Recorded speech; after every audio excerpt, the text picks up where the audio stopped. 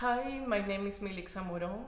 I'm the principal instructor of Miami International Fine Arts, and today I'm going to explain how to draw a realistic sphere. Today I'm going to talk about the value scale, how to understand them, and how to apply them to an object, how to get a really three-dimensional look. Hope you enjoy it. I'm going to do an sphere and show you how to get a good three-dimensional look. The paper is very important to achieve a very smooth technique. So I'm using the Stonehenge paper. I like it a lot because it's not only because of its smoothness, but also because it's very resistant. It's delicate but very resistant. If you don't push too hard, you can make as many layers as you can, and the paper will take them well. So it's perfect for this kind of technique, a very realistic technique. So I have my sphere. I'm going to make first, of course, the shadow shape here, more or less, and the cast shadow.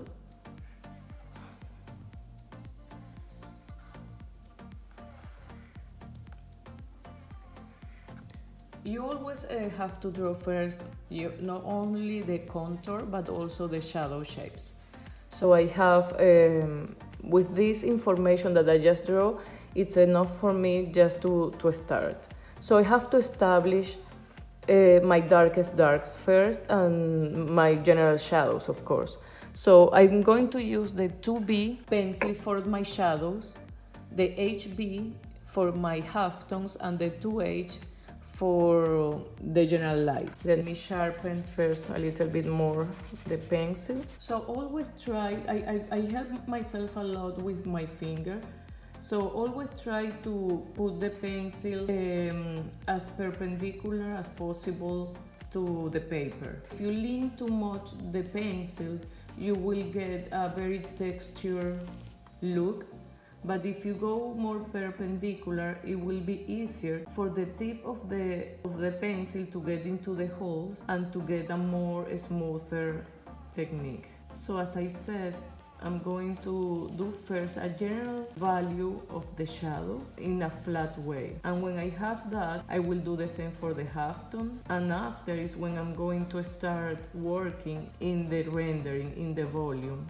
But you always need to establish first your general values in shadows, halftones, and lights. I'm doing lines, but as close as possible to each other, so I don't have too much lines looking, you know, because I'm going to work in a mass way. You always can go back a little bit if you see that you leave something maybe too light. So I have my first layer for the shadow. So now also I'm going to make a general first layer for the cast shadow. That is important also to compare. Also you can see that I'm always doing the same direction, because as I'm working in layers, I'm going to do each layer a direction.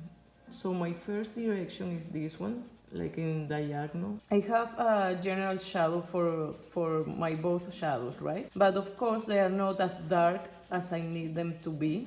So I'm going to do another layer, first to the cast shadow, that is the darkest dark in this drawing. So I'm going to do the next layer in another direction. So I'm going the other diagonal, this way. And without pushing too hard, automatically, of course, it gets darker. So this is the way I will get to the dark I want, each time making an extra layer if I need to.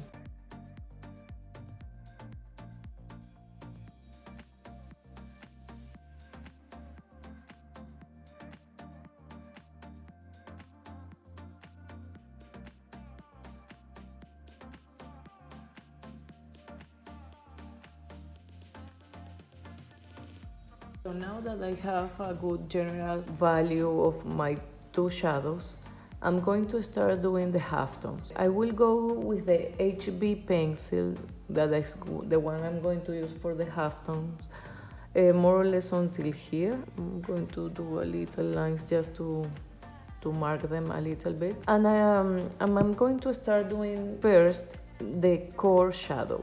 core shadow, a shadow effect that happens when a shadow finish and is going to start a halftone, and that happens because it doesn't get any light for any side, even darker than the general shadow. It's called core shadow. I'm going to do it in little lines and like dragging like the shadow to the halftone. So I'm going to start the edge but a little bit before, and I'm going to do little lines in just one direction. And I'm doing this with the HB pencil. I don't want to go too dark with the 2B, would be too dark. So I will be dragging the shadow into the halftones, and you can see they are like little lines, and of course I don't want those lines to be as visible as you can see them now. So what I do after is just go over like very slowly and gentle in circle ways to make smoother those lines, so you will see just like a general mass instead of lines. So it will look something like this. With the HB pencil I can go also over some areas of the shadow to make the technique even smoother. For example, I can see a few spots, lighter spots. So if I go over very gentle, could be in circles or zigzag, or you can choose what works better for you. The purpose is just to make the technique smoother. And also, as you can see, I'm not using any stump or brush, because this is also an exercise to make your hand to be more light, you know.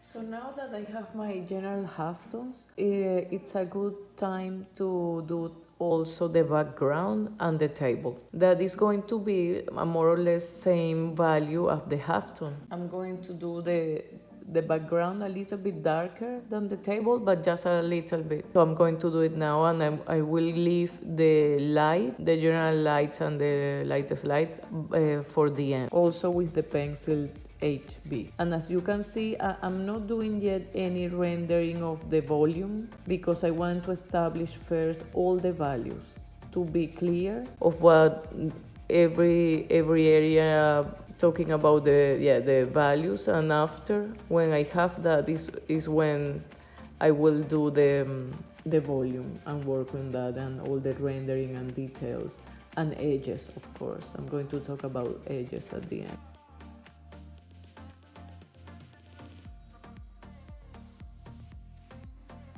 For the background, as it's a bigger area, I'm going to use the stump, but just for the background, to make smooth the first layer. And I'm going to do it in a different direction that I did with the pencil, so I can get to the holes of the paper better. As you can see, it gets a completely different look than the general look of the sphere. But of course I will go over the background again and work more on that. This is just to make it faster, you know, as it's a bigger area.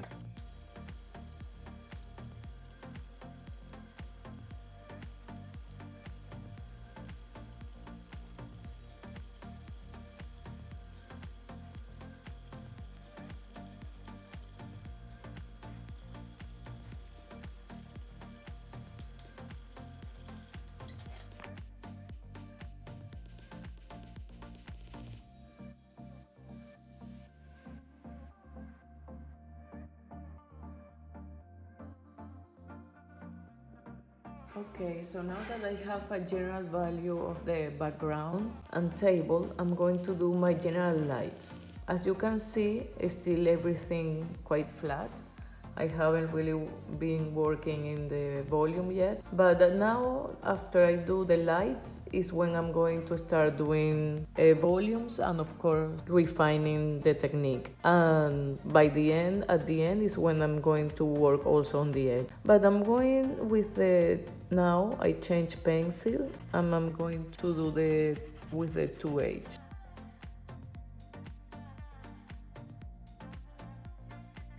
Well, now I have my general lights also. As you can see, I left blank more or less this area that is the tone of the paper. So that would be my lightest light, or my highlight, that also you can call it like that. So now I'm going to start working in the volume and in the technique to make some areas smoother. For example, you can see here, especially in the halftones, I can see many lines, so I want to get that like a big mass without any lines, and I'm going to do that also with the pencil 2H, because the general value is fine, and I don't want to get darker, but I want just to make it smoother. So the way to do that is to take the lighter pencil. So it's the way I'm going to do it. I'm going to show you. So for example, this area here, of course I'm going to go just on the lightest area, as I explained before. Also I'm going to work in transitions because now you can see very cut, each area, like dark, halftone and light. So I want to make it smoother, of course, without losing the shadows, especially, shadow shapes are very important, because that is what describe also the planes of the object. Of course, in this case, it doesn't have many planes because it's a sphere, but still we can see very clearly the shadow. So I don't want to lose it, just to make it smoother, the transition.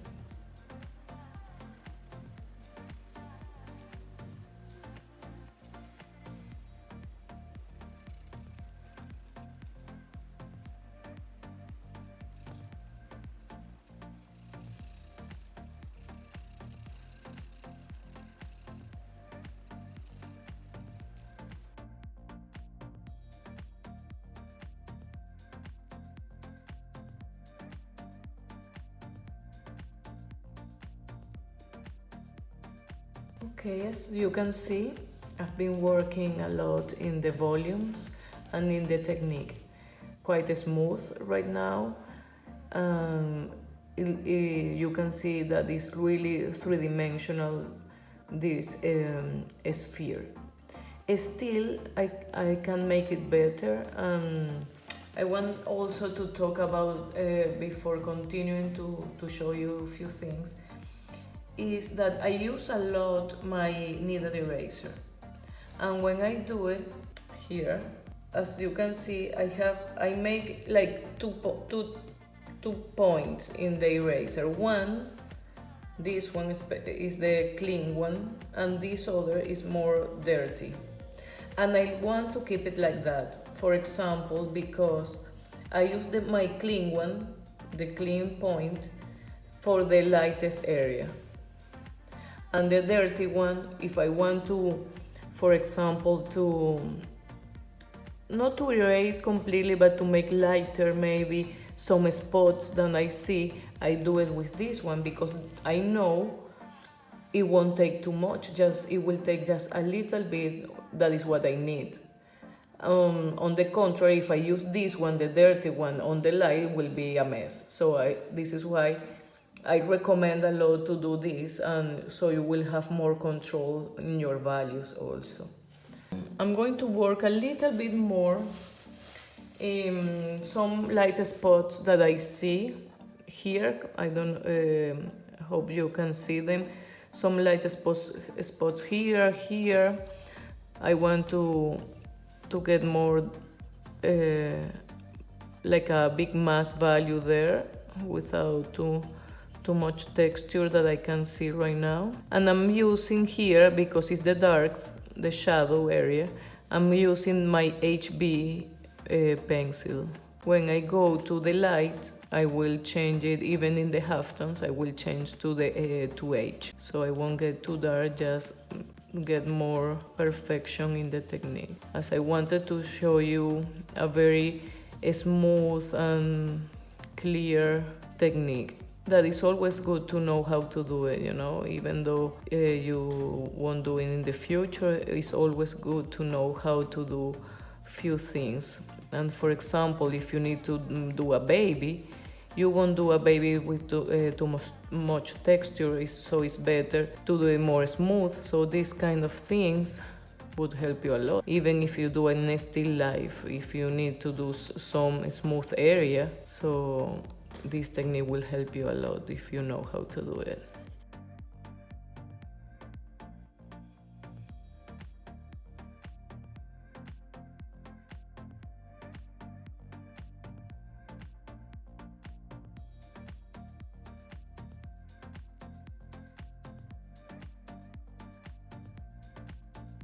I wanted to mention that it's always very helpful to have handy the 9 value scale that you can see here. I did it myself also. Also, when you do it yourself, it's even better because you have clearer in your mind the values. So as you can see, I did these 3 first values with the 2B, these 3 with the 2H, and these 2 with the H, with the 2H, sorry, and this in the middle HB. When you do that, you have, clear also to compare with the object you are doing. So you can see that my value range in the shadows goes just within these 3 values. Sometimes maybe in the reflected light of the sphere could go until here also, that is this area, but no more than that. My halftones, no doubt, goes around these 2 here. Well, I have some of the table halftones, and maybe here gets a little bit darker because it have a movement of light in the background that is still quite light, you know, in comparison with the shadows. And of course the lights, I wanted to, you know, to be around just these 2 values that you can see here. So it's very good always to have your value scale. I highly recommend. And to finish, I wanted to talk, as I said at the beginning, that I was going to talk about the edges. This exercise, even though it's very simple, teach you a lot, not only of values, but also the edges. So you can have different edges and find different edges in objects, in figures, in even landscape, in everything, you know. So here, our, let's say, sharpest edge is this edge here of the cast shadow. Is where also there are the most contrast between light and dark, and it's very sharp. Why is very sharp? It's very sharp because the object is very close to the edge of the shadow, of the cast shadow, so it cuts the shape. But here, because it elongates the shadow, the cast shadow, because the light is coming this way, so it starts to get smoother the edge. You can see here is quite smooth. Here is like a half edge of a smoothness, I mean, you know. It's not sharp, it's not soft, but it's in the middle. Here, on the contrary, and here is a lost edge. You almost don't see where it finishes the sphere and when it starts the background. So that is what we call lost edge. Here, soft, hard. So it's good, you know, excellent exercise for that. Also here, between the table and the background, we can see where the table finishes, but it's not hard like this line, you know, like this edge. And to describe that is in the back, so it creates also distance. So if you see this here, from here, this edge to this, you can understand that there's a distance between the 2.